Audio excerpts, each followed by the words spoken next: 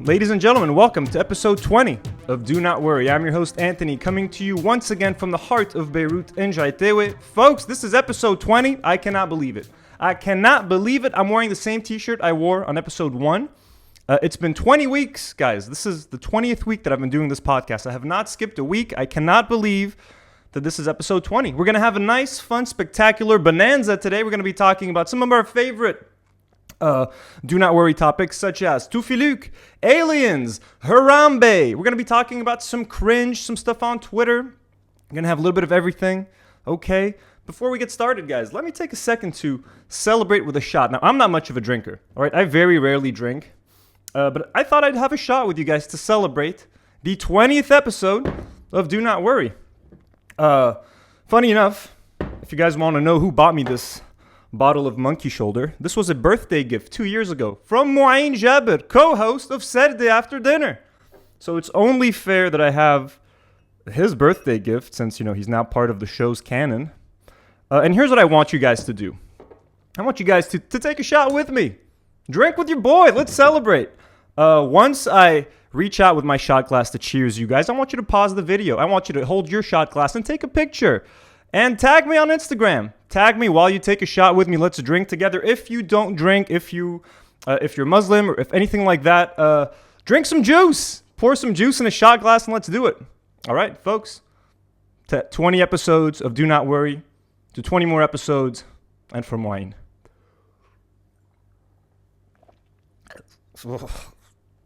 Very smooth. All right, yeah. I really don't like drinking, but I try not to do many shots. If I drink a lot, I was thinking of maybe doing a drunk episode, but if I drink a lot, I'm not going to be able to fucking edit this video. So cheers. I hope you guys take a picture. Tag me on Instagram. Let's celebrate together. Okay. I also wanted to mention something. Last week, a couple of you guys, the viewers, reached out to me to tell me that there were some pro-Israel ads that were playing during my episode. As you guys know, my YouTube channel is now monetized, so YouTube will put a few ads on there. And I talked a little bit about what was happening in Palestine, the massacre of Palestinian people, the illegal settlements, all of that. And YouTube saw it fit to put pro-Israeli advertisements in between my segments. So in case you guys saw that, I wanted to apologize. I have no control over those ads and I completely condemn them. And one of you guys actually sent me an example of the ads that you got. So I'm going to play it just for you guys to see what kind of stuff they're playing.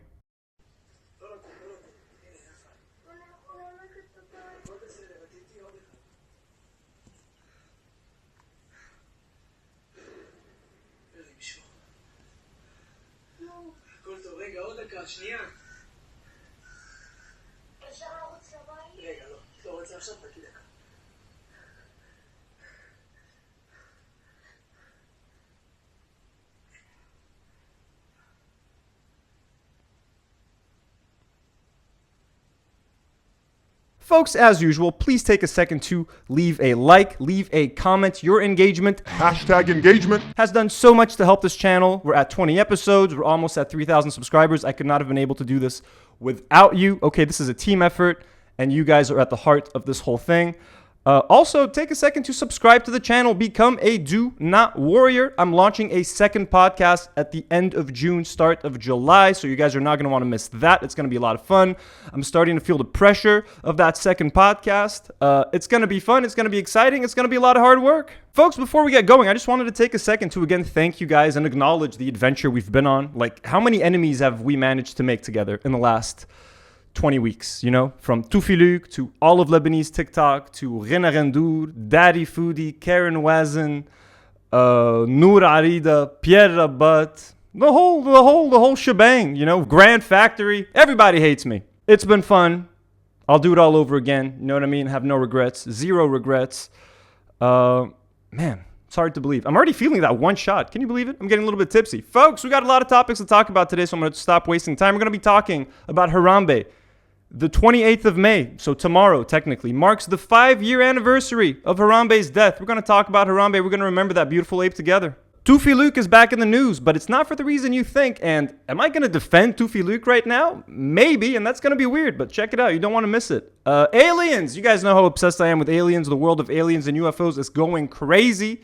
Okay, we're going to be getting some news, some very big news very soon. So I'm going to talk a little bit about what's happening in the UFO world. It's episode 20, all right? I got to talk about what I like. We're going to talk about the Powerpuff Girls pilot script that leaked. They're making a series about like the Powerpuff Girls as adults on the CW. The script for the pilot episode has leaked and it is horrendous. We're going to read some of it together. It is cringe as hell. We're also going to talk about Mark Ruffalo. Now, Mark Ruffalo has been one of the only actors in Hollywood to speak out against Israel and to call them out for what they really are, an apartheid state. He just walked back his comments and he put out a really cringy, shitty, pandery apology on Twitter, which we're going to go over as well. I'm going to stop wasting any time. Let's go. Okay, guys, full disclosure. This segment right here, I just recorded on Thursday. I normally record everything on Wednesdays, and I edit on Wednesday nights and Thursdays. I just noticed this tweet this morning while taking my morning poop. Okay, and I missed it, and I wish I talked about it yesterday, so I decided to add this segment to the podcast. Any Stabit, our very own beloved Any Stabit, shared this tweet yesterday. VOX Cinemas reopened today. Tickets will be $40K for standard screens and $55K for IMAX. Still waiting for the rest of the chains to announce something. Now, I wanted to talk about this because that's very interesting. As you guys know, I'm a big movie fan. I'm a big movie goer.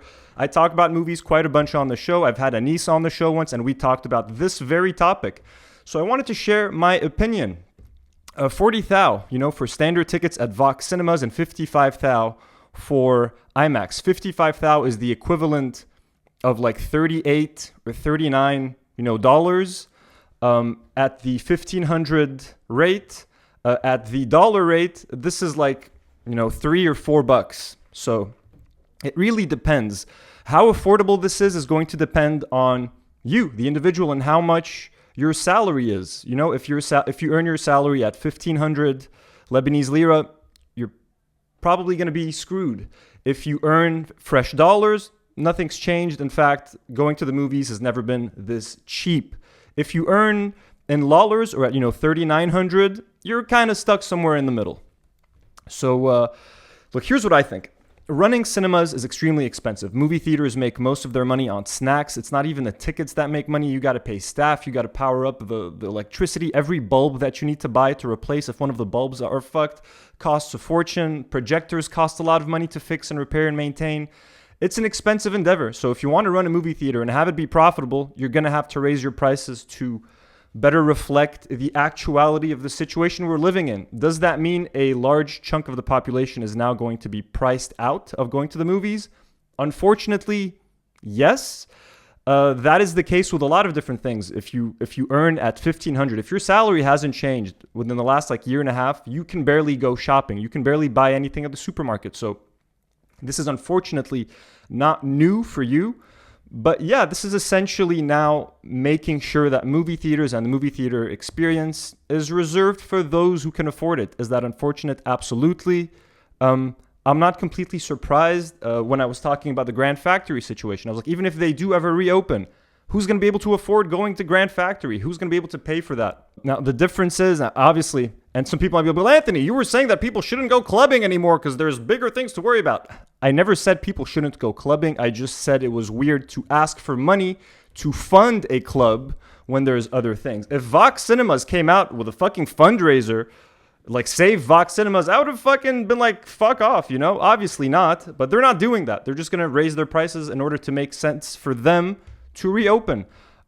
It's unfortunate. I get it. I understand that the prices have to be this way. This is probably going to mean that a lot of people are going to go to the movie theaters less. They're only going to go see the big Marvel movies, the big Star Wars stuff, which is kind of already how a lot of people go to the movies. I'm happy that VOX is reopening. I'm happy that these employees are getting their jobs back. So definitely I'm happy to see that. It is unfortunate to know that a lot of people will not be able to afford going to the movies anymore. That is just the sad reality of the situation we live in. And I read in one of the comments that 4DX tickets are going to be 80 thou. I couldn't verify that. The movie theater isn't even open for me to call them yet.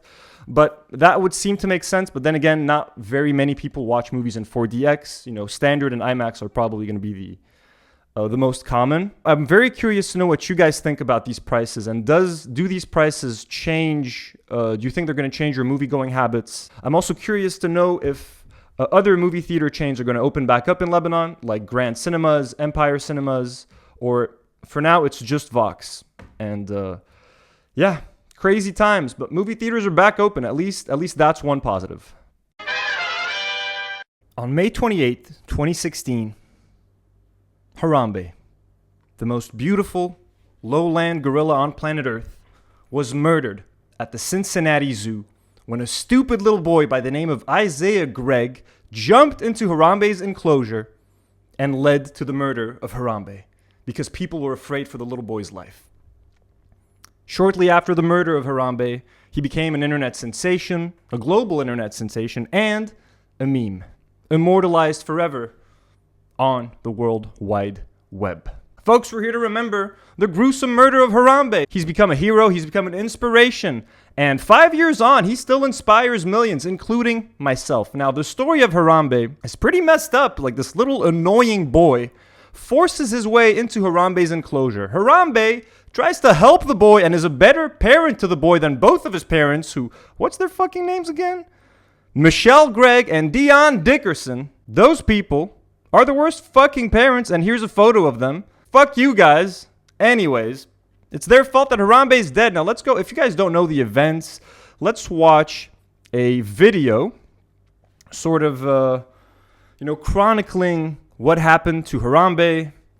By the way, gorillas like Harambe, he's a silverback western lowland gorilla. They can live to be up to 40 years old. He was murdered at the age of 17, the tender age of 17. Let's just watch the videos. This stuff really enrages me.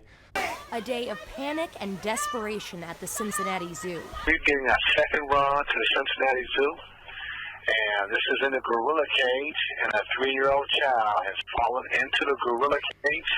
A boy slips into the zoo's gorilla habitat and over a moat wall. Suddenly, Harambe, a 17-year-old, 400-pound gorilla, approaches the boy. His mother watches in horror at what happens next. Mommy's right here! Mommy's right here! No, Mommy, you weren't right here. Okay, Michelle? If you were right there, Harambe would still be alive with us today. Okay? Don't be saying Mommy's right here. Where the fuck were you when your boy was trying to get into the gorilla enclosure and get Harambe killed? Clearly you weren't there, Michelle. The young boy screams. The urgent calls to 911 can be heard on this bystander video. The family tries desperately to keep him calm as Harambe takes him out of sight. Harambe drags the boy around the moat and up a ladder for a total of 10 minutes as the zoo's dangerous animal response team anxiously decides what to do next. The little boy himself had already been talking about wanting to go in, get in the water, and his mother's like, no, you're not. I don't know if the screaming did it or too many people hanging on the edge, if he thought we were coming in, but then he, pulled the boy down further away from the big group. Engine 32, start to bleed. The gorilla has the child and is dragging him around the pen. Officials considered the incident so threatening, deciding Harambe must be taken down immediately. Please protect him. Isaiah, be calm. Be calm. Okay, so honestly, I get why people are scared. It's a 400-pound gorilla, little tiny kid. Any little accidental movement can murder and kill the shit out of this kid. But, he's clearly not hurting him if he was there for 10 minutes just kind of holding on to him. In my opinion, he's trying to protect the kid. And Harambe is as confused and as afraid as anyone else because he doesn't know what the fuck is going on. Good. Be calm. Be calm. Oh, my God. There's this interesting video right here from the Dodo that shows you some close-ups of how Harambe was handling the kid to show you that he wasn't really being violent. And this has been analyzed by a bunch of experts. I'm going to read their names to you once they show up. But they're saying Harambe did not attack the child. He pulled the child through the water of the moat, held his hand, which is actually very adorable. He stood him up and examined his clothing. This is according to Ian Redmond, founder of UNEP Great Ape Survival Project. So by all accounts, this is an expert. And in the wild, I'm certain the boy wouldn't have been killed. This is by Gisela Kaplan, animal behavior expert, University of New England. Some people were saying that they should shoot a tranquilizer at Harambe, but experts were saying that might have made things worse and it might have agitated him, leading to some violent actions. But what's very interesting, is that this has happened before. There's 2 other video examples of kids falling into an enclosure full of apes, and the apes protected and helped the children. So for everyone to assume that Harambe was going to hurt the kid, okay, even though he dragged the kid through the moat, it looked violent, but it wasn't necessarily violent. Here are some examples. Here's another example of, I think it's called Jamba the ape. A little boy fell into this enclosure. Check it out. 5-year-old Levin Merritt lay unconscious at the mercy of a 450-pound silverback gorilla. The crowd watched helplessly. Never before had such an accident occurred. And never before had this full-grown male gorilla encountered a human being within his domain. I think only the worst could be imagined. I think this happened in like the 80s or something. But what was to unfold this September afternoon would astonish the world.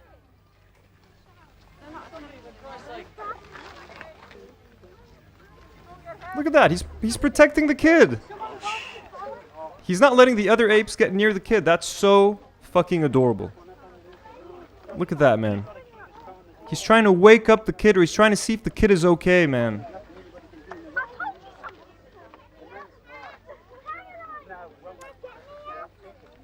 This is adorable. And it shows you how much we don't deserve animals. Animals are so much kinder and better than us. Regain consciousness. So the kid is waking up. Everyone's telling him not to move, as to not scare the gorillas. He starts crying. Now you can hear the kid crying. Understandably, it's fucking horrifying. The gorillas get scared. Dude, that's so cute. But Yamba, the western lowland gorilla, shattered an age-old myth. Yamba. Prisoner in a world where man is king, he'd shown an astonishing sensitivity for human life.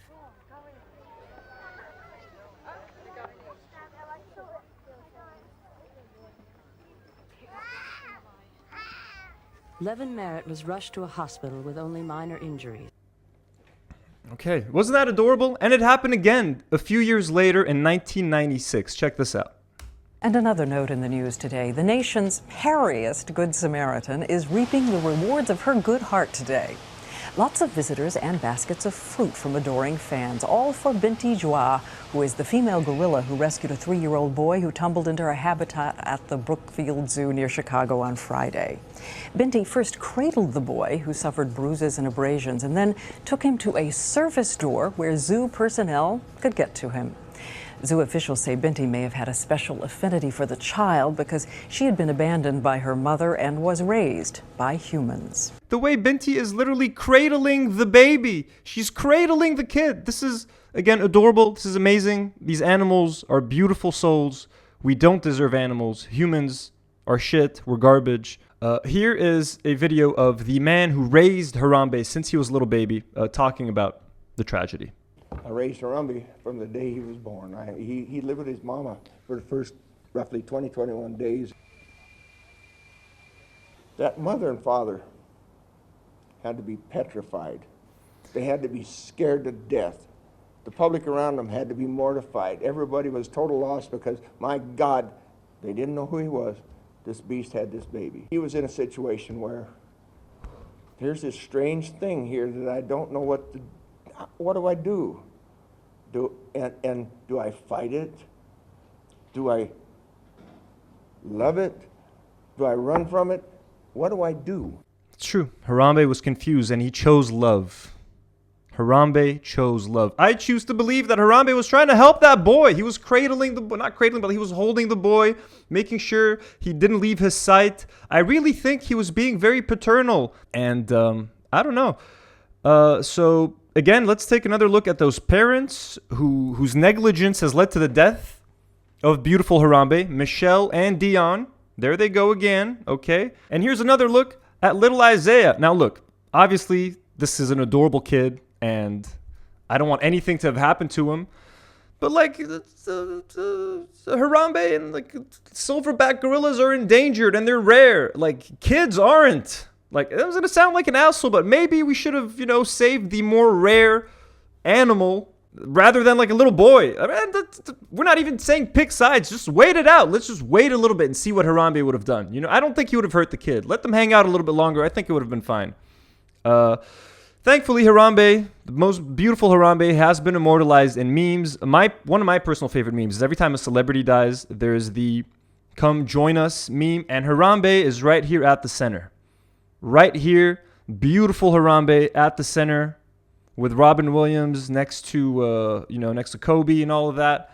My dream in life is if I die before my time, please Photoshop me onto that picture and put me right beside Harambe.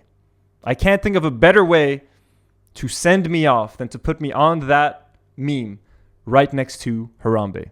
Please do. If I ever were to die early, I hope not, you know what to do.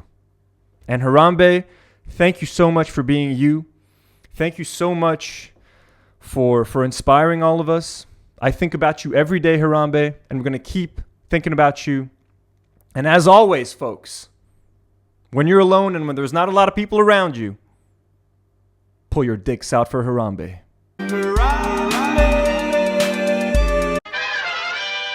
Folks, let's talk about aliens for a second. And I'm going to ramble because I don't know where the fuck to start and where to stop. And just let's start with this. I love UFOs. I've been obsessed with UFOs and aliens since I was in college. I used to do a lot of research into that. I've sunk so much hours and time into doing UFO research and trying to get to answers because it was something the government or no official entity was ever giving answers on, right? It was always this crazy conspiracy theory. Something crashed in Roswell in 1947. The government has been doing experiments and stuff.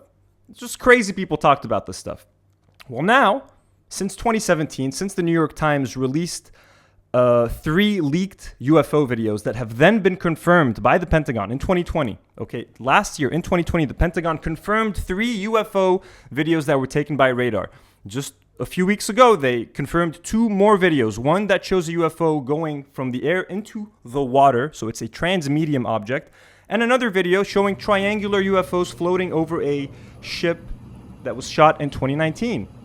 The Pentagon has also recently confirmed 3 photos that were taken by U.S. pilots. So the world of UFOs, the world of UAPs, as they're being called now, has been blowing up and exploding over the last few months. These are unprecedented times. If you're a fan of UFOs, if you're a fan of aliens, we've never seen a period like this. We've never seen a period where government officials are talking about this casually.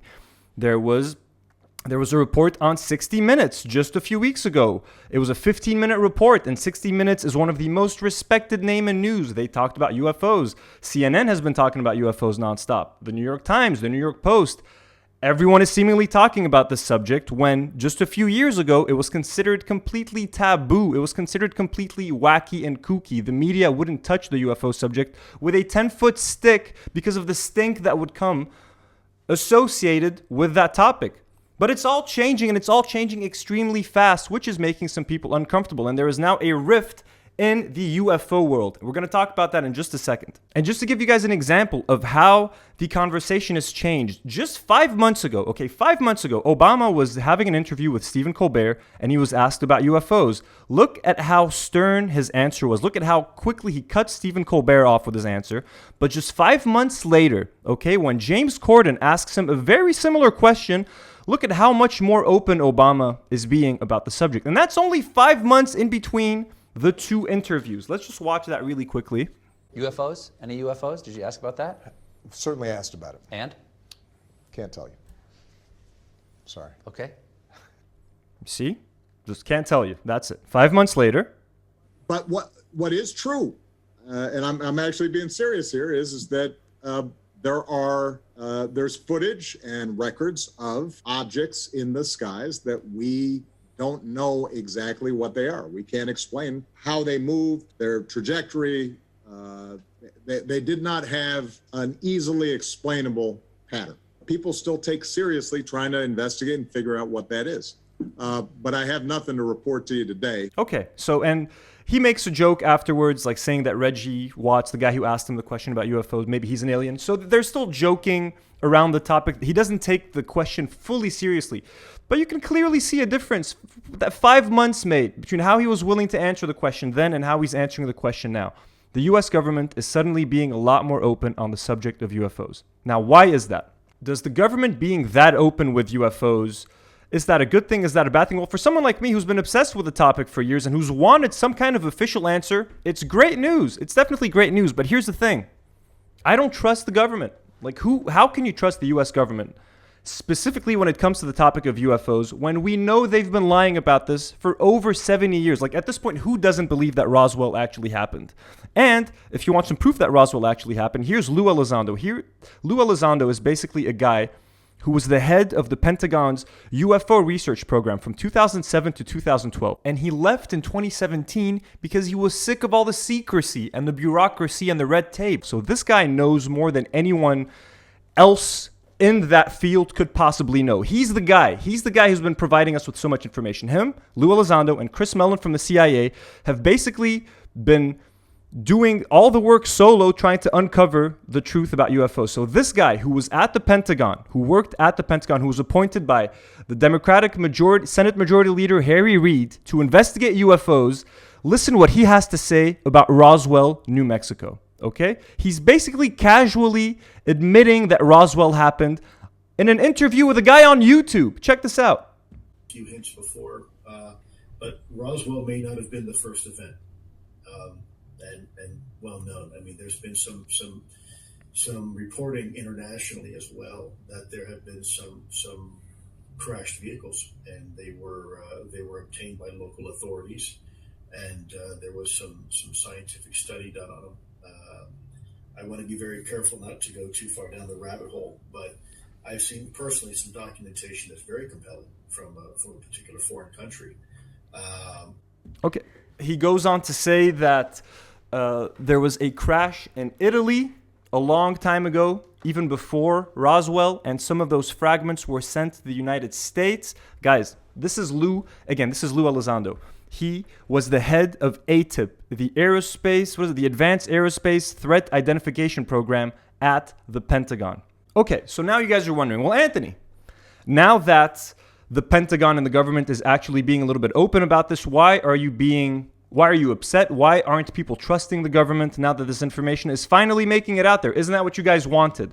Yes, it definitely is what I wanted. But the problem is a section of the UFO community, let's say it's being led by Dr. Stephen Greer. And you guys might know Dr. Stephen Greer. He's the guy behind the documentary Unacknowledged, another documentary called Close Encounters of the Fifth Kind. He's also been a very generally reliable UFO researcher and expert and thought leader, expert, or whatever the fuck you want to call it, for decades. But he has this narrative going on that the government is going to falsely disclose aliens. They're going to have this fake disclosure where they're going to paint aliens or UFOs as a threat, basically as an excuse for the US government to get more funding, to build more weaponry, anti-alien weaponry, and then they could start doing these covert operations, pretending that it's aliens when in fact the US has had that technology forever. He's basically calling it like a false flag operation. This is the next big thing that they want the public to be afraid of. This is a national security imperative. We must have American dominance in space. But it's all a lie. Now, do I believe that the US government actually has access to UFOs and UFO technology? I think so. I think that they've been able, at this point, if they've had this technology for 70 years or over 70 years since they've crashed and they've been studying them, I think at this point they've been able to reverse engineer them or at least figure out how to fly the ones that are here, the ones that crashed. I think we know how to fly them. We may not have been able to build new ones from scratch, but I think the ones that crashed here, we might have been able to repair them, and I think we've been flying them around for years. So will the government ever admit that? I don't know. It's this whole alien disclosure thing is very weird. And I kind of liken it to what's happening in Lebanon. Weirdly enough, like in Lebanon, we're asking for our politicians to step down and to return all the money they stole. How the fuck is that going to happen? We're asking a bunch of criminals to basically admit that they're criminals and that they've been robbing us for decades. Well, in the UFO thing, people are hoping that the US government, that has been lying about the UFO topic for over 7 years, is suddenly going to admit that they've been lying. Do you think the government is suddenly going to admit that, yeah, the mother of all conspiracy theories, the theory that the US government has been hiding aliens and alien spaceships for decades is true, They're never going to admit that, because if they admit that that is true, they've lost complete control of the narrative. No one will ever trust the US government ever again when it comes to anything. People already don't trust the government.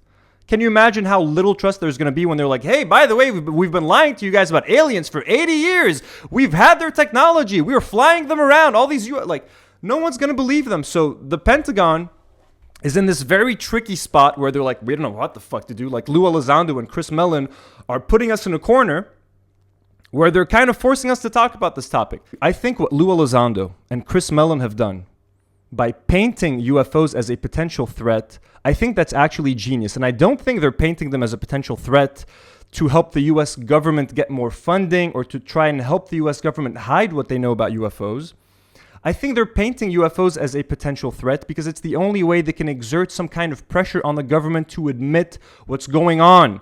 Because by saying that these UFOs could be Chinese technology, by saying they could be Russian technology, or even maybe alien technology, and that they're flying in American airspace, uncontrolled, unannounced, they do whatever the fuck they want, unchecked. Because if it is Chinese technology and if it is Russian technology, the US military should be very afraid and concerned that their adversaries have leaped them in technology. You know what I mean? Like, can you imagine if the Russians or the Chinese have made such an advancement in technology where they're flying stuff around that the US military doesn't even understand and they think that they're aliens? So by putting the US military and the US government in a corner that's like, hey, there's all these threatening things flying around in our airspace, you guys aren't going to comment about it, he's kind of forcing the US government to talk about it. Now, what I'm hoping happens is that Lou is going to keep pushing. I'm not going to be satisfied with the US government being like, yeah, there's UFOs, but we don't know what they are. I'm not going to be happy with that. We know they know more. And I don't think any of us want to let the US government get away with a false flag operation or a false disclosure. Them saying, yeah, it could be aliens. We have no idea what it is, but we know that in fact they know a lot about what's going on and they might actually even have that technology already. As a lot of people believe, there's even rumors that Lockheed Martin has fragments of crashed UFOs, that Lockheed Martin and other US aerospace companies like Northrop Grumman and shit, whatever the fuck they're called, are building their own UFOs and stuff. It's honestly very confusing. One of the reasons I got out of the whole UFO topic for a few years was because of how confusing it got and you never got clear answers. Be mindful of both narratives. I'm very happy that we're getting information out of the Pentagon. I'm very happy that we have people like Lou Elizondo and Chris Mellon helping us get all this information that we've been wanting to get for decades. But I also am not just going to blindly trust the government because I'm finally getting some answers that I've wanted to get. Okay, I'm not going to let these few nuggets make me completely trust the government and what's happening. So everything they give us, every piece of information that they do confirm, we have to take with a grain of salt. And we have to keep pushing further. Get them to admit Roswell happened. Get them to admit those things officially. The question is, are we going to be able to trust them? Is anyone going to believe anything that the government has to say? Now, we're almost in the month of June. Okay, in a few more days, the month of June officially kicks off. That is when the Pentagon's report on UFOs is due to Congress. It might come at any time in the month of June. Could be the start of June, could be the end of June. We've been told that it's going to be a disappointing report. It's not going to contain a lot of information. But it's going to be a start. And we're going to know more about the subject in June. And it's going to take years, man. But trust me, our lives are going to change. We're going to learn a lot of information that we never thought was possible. I think sooner rather than later. I think we will get some kind of disclosure eventually. I don't think that the government is going to do it willingly, and I don't think they want to do it because that means they have to admit that they've been lying to us. I don't think they want to admit that they have this alien technology. I don't think they want to admit that they have these UFOs. We're not even going to get into abductions and stuff right now. It's so fucking crazy. June is going to be huge. We're going to be learning a lot of crazy information. And if you're a UFO guy or gal, these are very fucking exciting times. And if you're not into UFOs, what are you waiting for? Shit is going to change, and you want to be on the front lines when that shit happens. That's all I'm going to say. Does Toufiluk deserve to go to prison for disrespecting the Lebanese passport? Folks, let's talk about Toufiluk. It's been a while.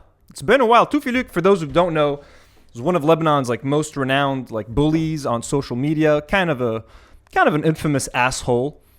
He found himself in some hot water lately for doing a TikTok with the Lebanese passport. Before we get into his TikTok and the controversy, let me just mention that Toufiluk steals a lot of things. Like, he plagiarizes a lot. I know he's been accused of that before, but I've just been sent a couple of recent examples. Here's a tweet by Grave Jones. He's a good person to follow on Twitter. Went pretty viral. Look at that tweet. Imagine Italians invading Lebanon and claiming that they're just returning to their homeland because there are Roman ruins in Baalbek. A few minutes or hours later, this appears on Toufiluk stories. Imagine Italians invading Lebanon and claiming that they're just returning to their homeland because there are Roman ruins in Baalbek. Because the same thing is happening right now. So he basically stole this tweet, didn't give any credit. He could have just as easily screenshotted the tweet and put it on his stories. Obviously, he wouldn't do that because he is a sneaky little non-creative plagiarizer. He's also been talking a lot lately about how he loves Clubhouse and how he's on Clubhouse and he loves being on Clubhouse. Well, when you go to his bio on Clubhouse and you kind of scroll through at the bottom, it says he's a self-taught cardiologist. I think he means self-taught cardiologist. Even that little clever joke isn't his. He stole that from a guy called Basil, who I follow on Twitter. Now, Basil is also he's a funny person to follow on Twitter. A few months ago, a tweet that involved him went very viral. Like, he had on his bio for the longest time that he was a self-taught heart surgeon. And a few months ago, that went extremely viral with someone like screenshotted it. It was like, what do you mean self-taught heart surgeon? It got 50,000 retweets, 435,000 likes, etc. Then when that went viral, if you write self-taught heart surgeon on like the Twitter search bar, you'll notice all of these accounts that like just added it to their bios. So like, it's completely unoriginal at this point. Basil did it the first time. It was hilarious, went viral. Then all of these people copied it on their Twitters. And obviously, Toufiluk, being the unoriginal little bastard that he is, copied it too. And he did it wrong. It's self-taught cardiologist. If you're going to copy someone's shit, at least do it right, Toufiluk. I'm not trying to hate on Toufiluk. I just wanted to preface the whole thing by showing that he's not very original, because even the thing he got in trouble for, which was doing this TikTok about the Lebanese passport, he's not even the first guy to do it. Like, this has been a viral trend in multiple countries. His just so happened to get attention because I think people really hate him. So let's watch his TikTok before we read some of the response to it.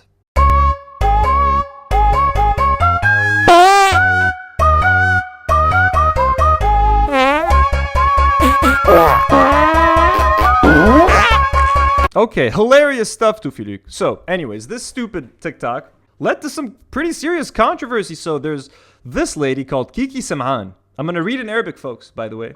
Get ready to enjoy. يلي ما عنده احترام لوطنه وطنه لازم ينبزه هيدا اللي عامل لي حاله انفلونسر وعم بيأثر على جيل الشباب هيك عم بيعمل بالباسبور اللبناني. هيدا توفيلوك عايش بلندن وجاي بعد أسبوع على لبنان، لازم يتعاقب على عمله وبدكم تقضوا النظر لأنه ربطه Adi? What? Anyway, she tags the Lebanese army, the Lebanese police, all of that shit because he made a fucking TikTok. Listen, y'all know how I feel about Toufiluk, okay?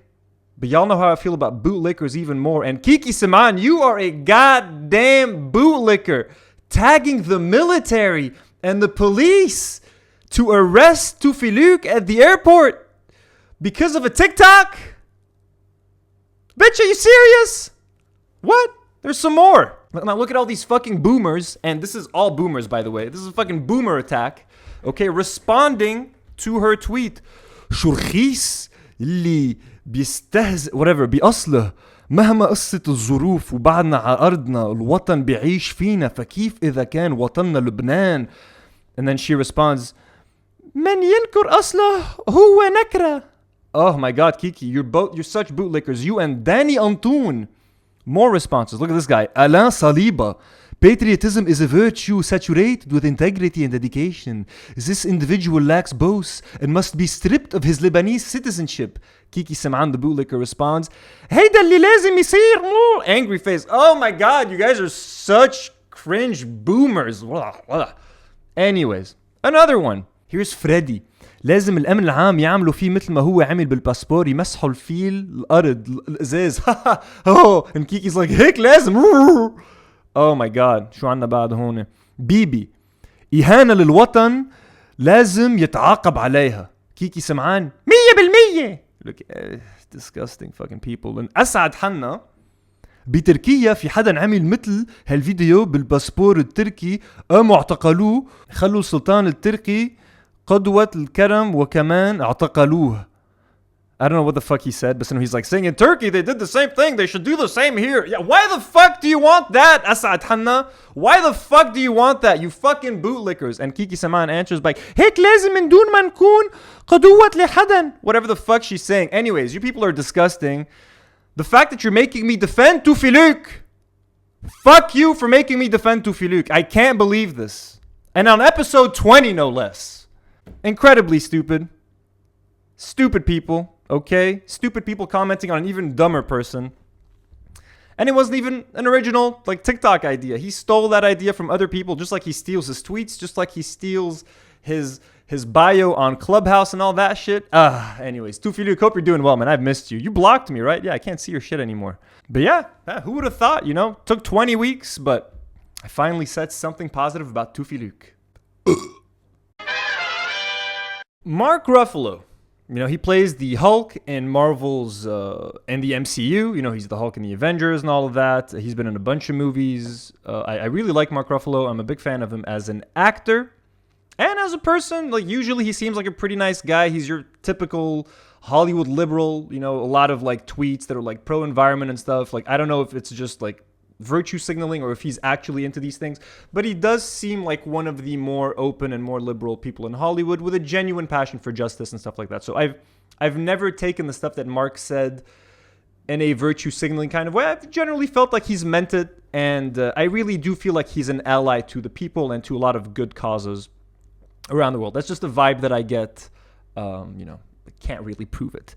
But during the you know, Israeli massacre of Palestinians over the last few weeks, Mark was saying and retweeting a lot of the right things. He seemed to take a very hard anti-Israel stance, which is very rare to see in the US, particularly in Hollywood, because, you know, like, there's a lot of power held by, like, Israelis or maybe even, like, Jewish producers and stuff who might have a slight, like, irrational love and support of Israel. Like, anything you say against Israel, they interpret as anti-Semitism, which is an argument and a narrative that is unfortunately all too common in the US. It's an easy scapegoat. You know what I mean? If they don't want you to talk about Israel, they'll just accuse you of being anti-Semitic, and that'll generally be enough to shut you up.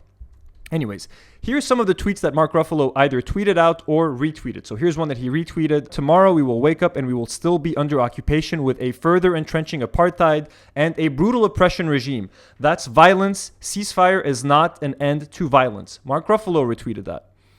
Mark Ruffalo also tweeted equality, human rights, and prosperity for all from the Jordan River to the Mediterranean Sea.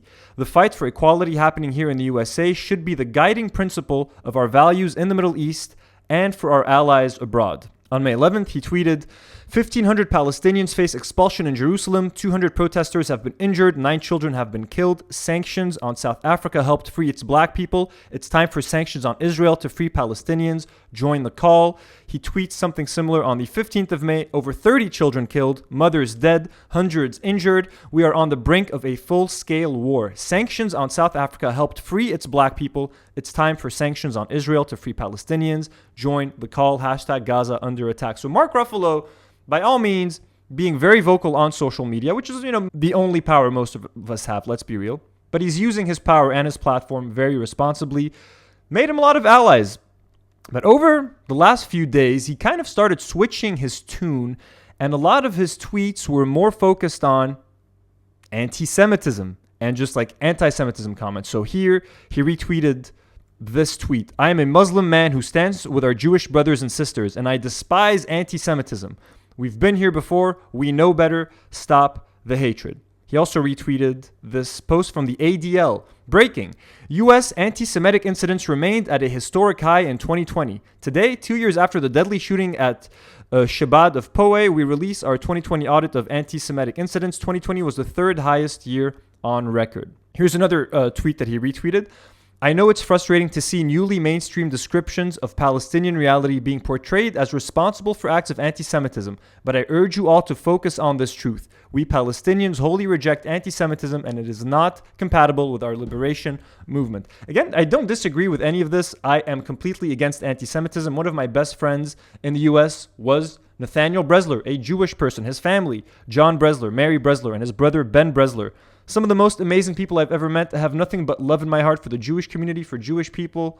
Being against Israel and Zionism has nothing to do with being Jewish or anything like that. So these two things should not be connected. Unfortunately, it is used in the States to shut people up and to sort of end the whole Israel debate. Here's another tweet that Mark Ruffalo quote tweeted.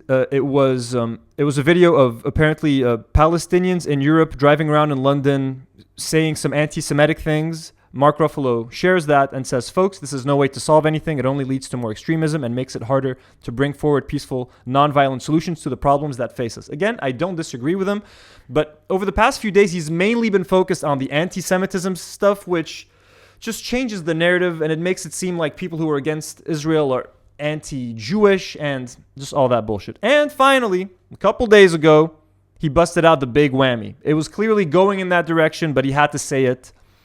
And here it is. I have reflected and wanted to apologize for posts during the recent Israel-Hamas fighting that suggested Israel is committing genocide.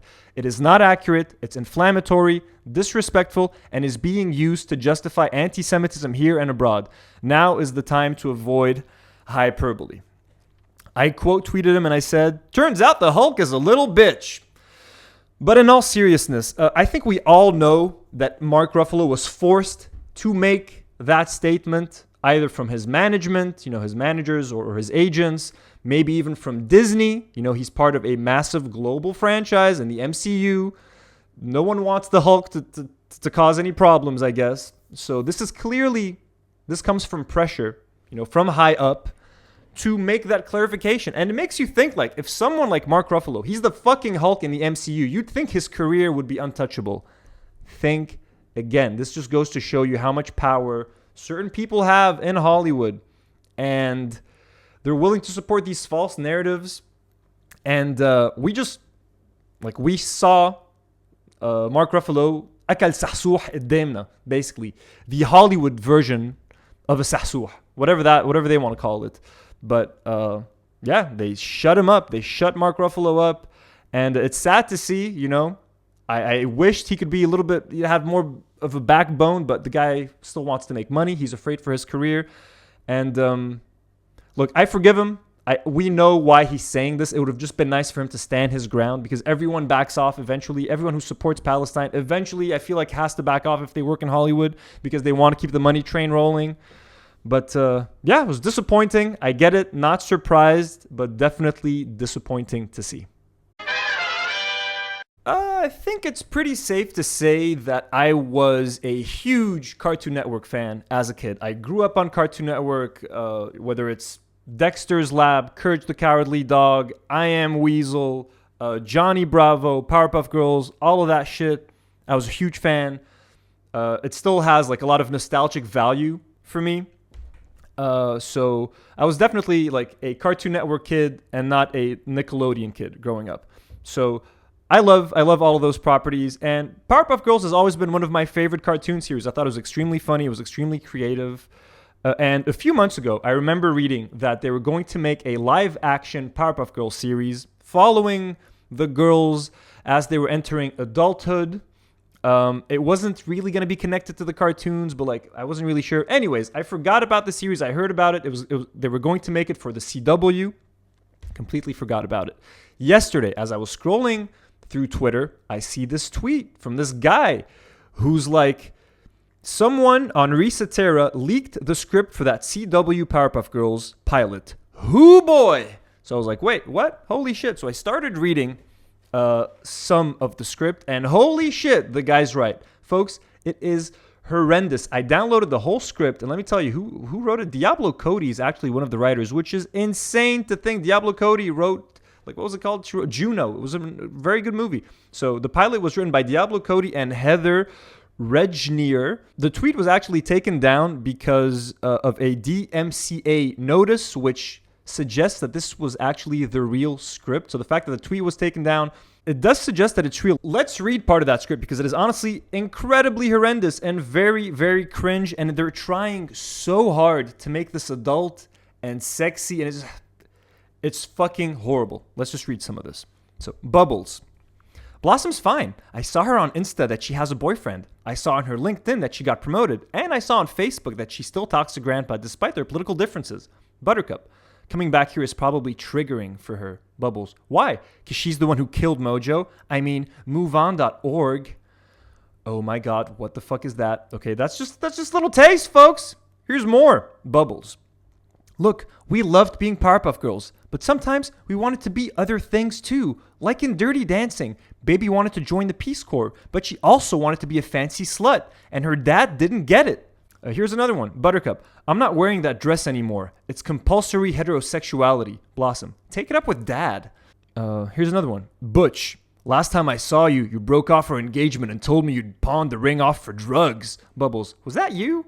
Blossom's out cold. Bubbles and Buttercup hover over her. Buttercup. Bloss, wake up or we'll leak your nudes everywhere. Off Bubbles' confusion. That worked on you once. There's a bunch of things with Jojo. He's not a monkey in this one. So, Jojo. I've delivered on everything I promised, except free gelato Fridays, and that's only because the perfect scoop turned out to be a front for meth trafficking. Here's another one. Bubbles. O'Doul's for me, please. Thank you. Butch leaves to grab them drinks. Buttercup makes eyes with a hot girl across the bar. Macy. Blossom. Aren't we here to investigate? Buttercup. I'm here to pick up bi-curious townies. You're here to avoid Drake. Bubbles is here to investigate, but she forgot Butch hates her. Luckily, we're dealing with another hate boner, so alcohol helps. Blossom. Why do you know so much about hate boners? Buttercup. Life is one big hate boner. What the fuck is a hate boner? I've never even heard the term hate boner. Like, they're trying so hard. This is so cringe. This is such bad dialogue. This is what, like, fucking 80-year-olds think 12-year-olds talk like. You know what I mean? Like, this isn't what we talk like. No one says hate boner. And I'm not a Gen Z, but, like, I'm pretty sure Gen Z never used the term hate boner. Interior Powerpuff Girls home, hallway, Buttercup's room, day. Blossom heads upstairs where the bumping sound continues from Buttercup's room, then abruptly stops. Blossom opens the door and finds Buttercup in bed with Macy, the woman she eyed at the bar the night before. They've just finished. Blossom. Oh God, I'm sorry. Buttercup. It's fine. To Macy. We're done, right? Macy. I'd say 6 times is enough. Ooh, lesbian sex and Powerpuff Girls. So hot and daring. There's also a Harambe joke, which I'm not going to read because we talked about Harambe and I'm not going to disrespect his legacy on this podcast. But this is horrible. But funny enough, news came out that they are actually reworking the entire pilot. They're going to reshoot the entire pilot. I think they actually shot this. Isn't that fucking hilarious? Like, I want this pilot. If they did shoot it, I want it to leak. I want to see the original cut of this pilot. It is so bad, but it might actually be good because of how bad it is. You know what I mean? But they're completely rewriting this. They are reshooting this. The fact that this leaked is actually probably great for the project because now they're embarrassed and they're hopefully going to make sure that this doesn't fucking happen again. But I don't know, like, what a horribly badly thought out project. And the guy who actually leaked or who shared this on Twitter made a very good point. He says, look, I'm not saying you can't radically reinvent an existing IP, take some risks, do something new, etc. I completely agree. But seriously, who thought anyone wanted to see the Powerpuff Girls, but they fuck?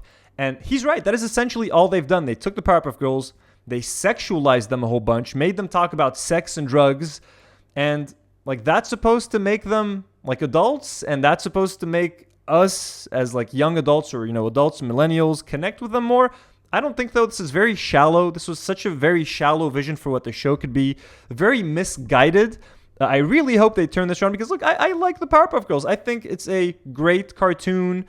Obviously, like, I don't care about the legacy of the show. They're not going to ruin my life if they make a shitty Powerpuff Girls show. But, like, hey, might as well, if you're going to do this and you're going to do it well so that we might be able to get other shows that we loved from our childhoods turn into these shows that maybe could be fun. You know, they could be revived or something like that. So, I don't know. It was just very... And I'm just surprised that Diablo Cody could write something so fucking shitty.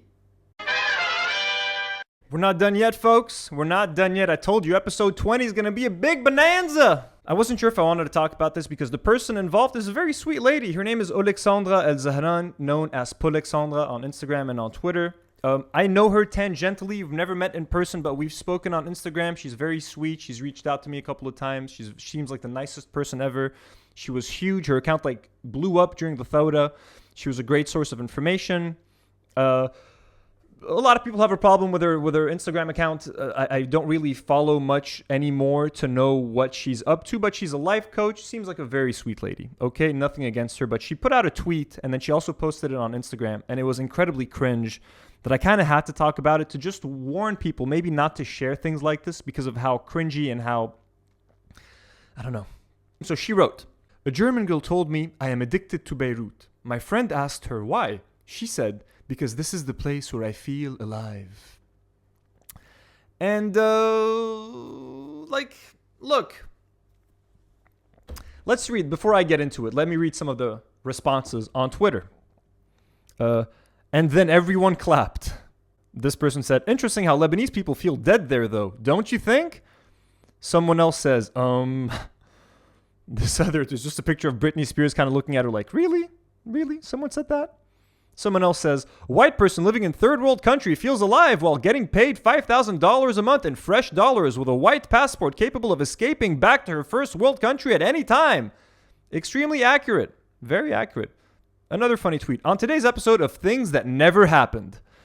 So listen, I don't want to harp on this too long and I don't want to linger on this too much.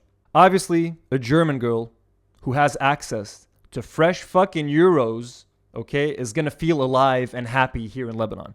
It is kind of shallow and like silly and cringe to share a tweet like this when you know most of your followers don't agree. You know what I mean? Like the only people who are going to agree with this are like boomers who live abroad, I feel like. Lebanese boomers who've been away from Lebanon for 30 years like, ya Allah, أنا كتير بحب لبنان عن جد هالألمان شو هيك.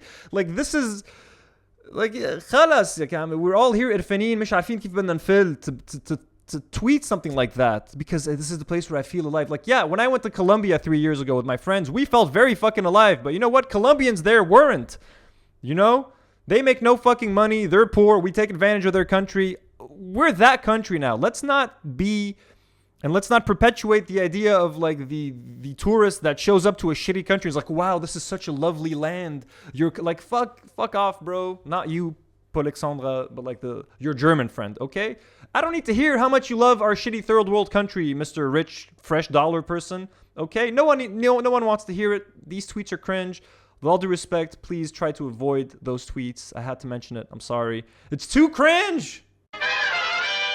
Thank you so much for joining me for episode 20 of Do Not Worry. I cannot believe that we made it to 20 episodes. This was a long episode. I had to use a second battery for my camera, so just a little behind the scenes. I had to switch up the batteries because the first one died. This took a while to film. I talked about a lot of stuff. Thank you so much for joining me. Thank you so much for being part of the family. Thank you so much for being brave and loyal Do Not Warriors.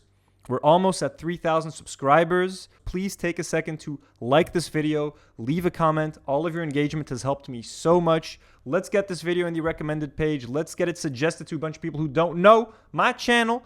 Thank you guys again so much. Please subscribe to the channel. Become a Do Not Warrior if you are not yet. Help me get to the 3,000 subscriber mark. And get ready for the brand new podcast that I'm going to be launching at the end of June, start of July with my amazing co-host. It's going to be a lot of fun. You do not want to miss any of the action. This has been such a fun adventure.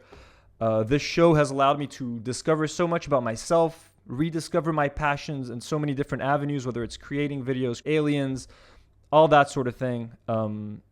This is changing my life for the better. And thank you for coming on this journey with me.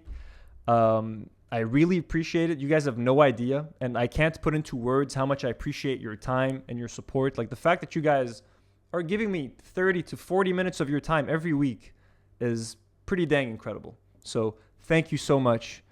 And as usual, do not worry. Do not worry.